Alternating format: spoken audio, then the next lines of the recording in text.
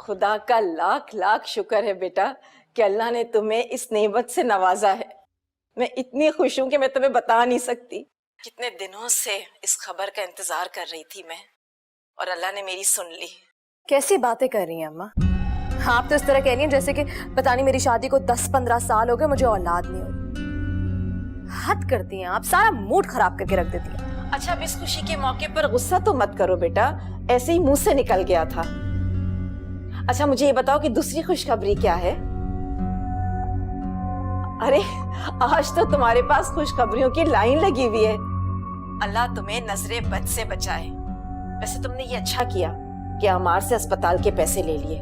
बहुत कुछ जमा करके रखा हुआ है उन लोगों ने, मैं शर्तिया कह सकती हूँ। और अब ये मकान का किस्सा भी एक तरफ हुआ। ये बड़ी बी की जिंदगी का कोई भरोसा नहीं है। रुपए पैसे के मामलात अपने हाथ में रखो बेटा, ये तुम्हारा हक है। ये किन पैसों की बात कर रही हो माया?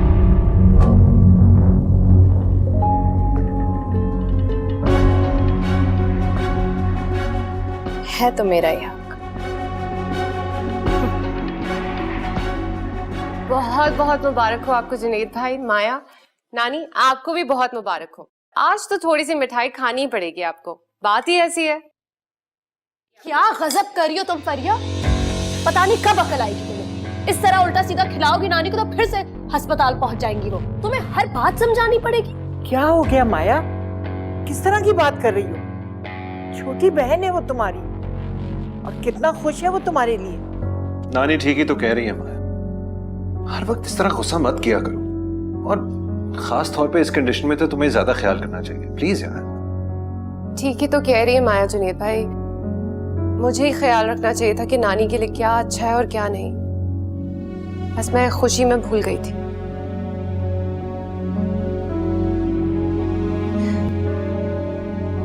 ज्यादा मासूम बनने की जरूरत नहीं है फरिया। अच्छे से जानती हूँ तुम्हारे दिखावे की खुशी और मोहब्बत को। दिल में तो हसद की आग लगी हुई होगी, खुद की जो औलाद नहीं है।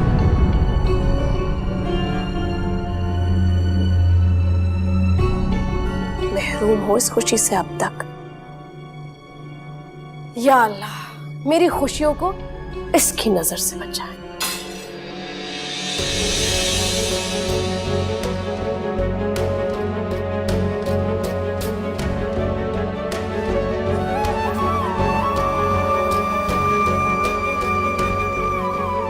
क्या हुआ इसको?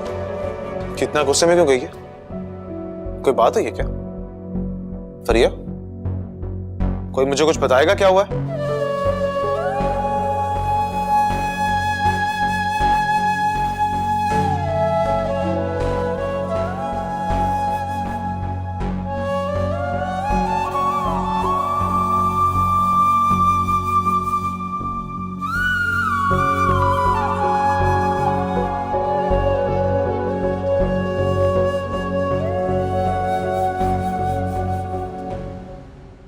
अच्छा प्लीज यार अब बस कर दो। देखो कब से तुमसे माफिया मांग रहा हूं, प्लीज मान जाओ ना। आई प्रॉमिस आइंदा ऐसा कुछ नहीं करूंगा कि तुम हर्ट हो। आपने नानी और फरिया के सामने मेरी इंसल्ट की। मेरी साइड लेने के बजाय उस फरिया की साइड ली जिसकी तारीफें सुन सुन के मेरे कान पक गए। बहुत चालाक है वो, सबके आगे पीछे घूम घूम के अपने नंबर बनाती है, और मुझसे तो बस बस प्लीज अपने आप को इस तरह स्ट्रेस मत करो। डॉक्टर ने कहा था कि तुमने खुश रहना है। प्लीज इस तरह टेंशन मत लो। देखो आई प्रॉमिस तुम जो कहती हो मैं करने के लिए तैयार हूं, जो भी।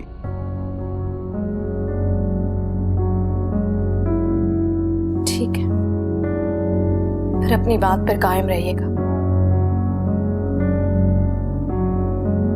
फरिया और अमार को इस घर से निकाल दें। ये हमारा घर है, उनका हक नहीं बनता कि वो यहाँ रहे। मुझसे उनकी मौजूदगी बर्दाश्त नहीं होती जुनैद।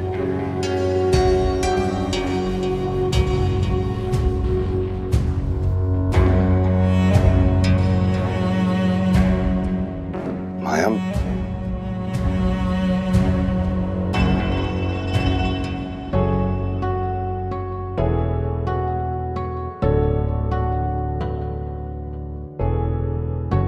लो, इतनी सारी दवाइयां दे रही हूँ जैसे 100 साल जिंदा रहना है मैंने। खुदा आपको हमेशा सलामत रखे। मेरे लिए आपसे ज्यादा अहम और कुछ भी नहीं। यहाँ बैठो मेरे पास। क्या हुआ? ऐसे क्या देख रही हैं आप? काश मैं तुम्हारे लिए वो सब कर पाती जो मैं करना चाहती हूँ। माया की दी हुई तकलीफों से तुम्हें बचा सकती, उसकी हसद और नफरत के आगे ढाल बनकर खड़ी हो सकती। लेकिन तुम्हारी नानी कमजोर हो चुकी है, मैं कुछ भी नहीं कर सकती। नानी, आप इस तरह से क्यों सोच रही हैं? मैं जानती हूँ कि माया की तो आदत है, मुझे उसकी किसी बात का कुछ बुरा नहीं लगता। माया की तुमसे नफरत अब उसका जुनून बन चुकी है। आज तो हद ही कर दी। इतनी गिरी हुई बातें करने का मकसद तुम्हारे दिल को चोट पहुंचाना था। खुदा की दी हुई नेमत का शुक्र अदा करने के बजाय उसका तकब्बुर आसमानों को छू रहा है। हमेशा खुदा पर भरोसा रखना बेटा। माल औलाद सब अल्लाह की तरफ से बंदे की आजमाइश के लिए है। वो देकर भी आजमाता है और ना देकर भी। असल चीज है उसकी रजा में राजी होना।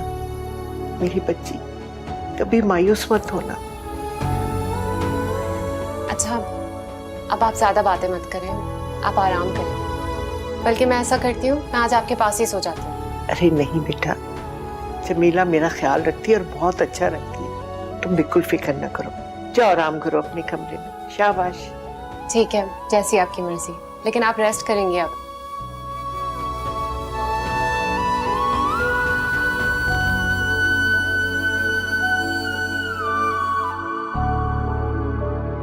नो माया, नो, मैं ऐसा नहीं कर सकता। कहां जाएगा वो बेचारा? तुम्हारे कहने पे वो दूसरा घर भी बेच दिया, वरना वो लोग वहीं शिफ्ट हो जाते। और उसे यहां मैंने बुलाया था। अब मैं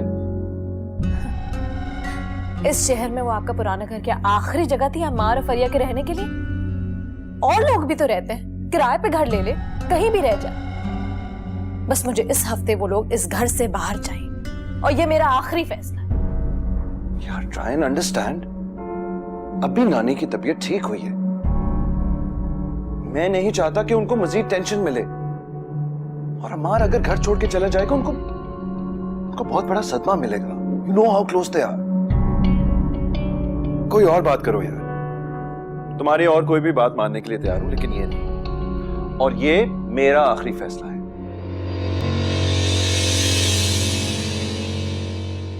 प्लीज मुझे सोने दो, सुबह मेरा काम है।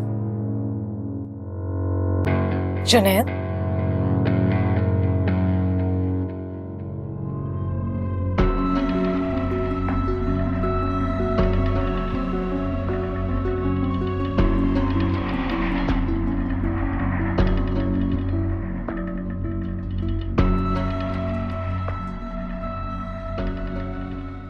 बस अब रहने दो, थक गई होगी सारा दिन की। कोई नहीं थकी नानी, वैसे भी किचन का तो कोई काम होता ही नहीं है। माया बाजी ने तो जैसे हर शे पर पाबंदी लगा रखी। पहले कितना खुला खाना पकता था घर में, कितने मजे मजे के खाने पकाती थी फरिया बाजी। क्या मतलब? फरिया अब नहीं पकाती? लेकिन उसने तो मुझे कभी नहीं बताया। वो तो बेचारी किसी से भी कुछ नहीं कहती। महीना भर हो गया है, माया बाजी ने उन पर पाबंदी लगा रखी है। कुछ भी पकाने से, गोश्त और सब्जी भी नहीं पका सकती वो बेचारी। तो मेरे लिए सूप और ये सब खाना? ये तो सब सामान अमार भाई अपने पास से लेके आए, तब जाके फरिया बाजी ने आपके लिए खाना बनाया है। माया बाजी ने तो साफ कहा है मेरे सामने कि वो अपने शौहर की कमाई उड़ाने की इजाजत किसी को भी नहीं देंगी। बताएं भला, अब जुनैद भाई क्या सिर्फ उनके शौहर हैं और किसी के कुछ नहीं लगते क्या? जब बुरी औरतें बहू बनकर आ जाए तो सारे रिश्ते खत्म कर देती, खूनी रिश्ते भी भुला देते, सब अजनबी बन जाते हैं एक दूसरे के लिए। मेरी फरिया भी तो है, लगता है बरसों से हमारे साथ है। फरिया बाजी की तो बात ही क्या है नानी, वो तो बेमिसाल है।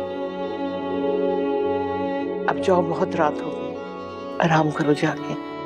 पहले एक नजर किचन पे डाल के आ जाओ, कहीं कुछ रह ना गया, और आपके लिए पानी की बोतल भी लेकर आ जाओ। अच्छा।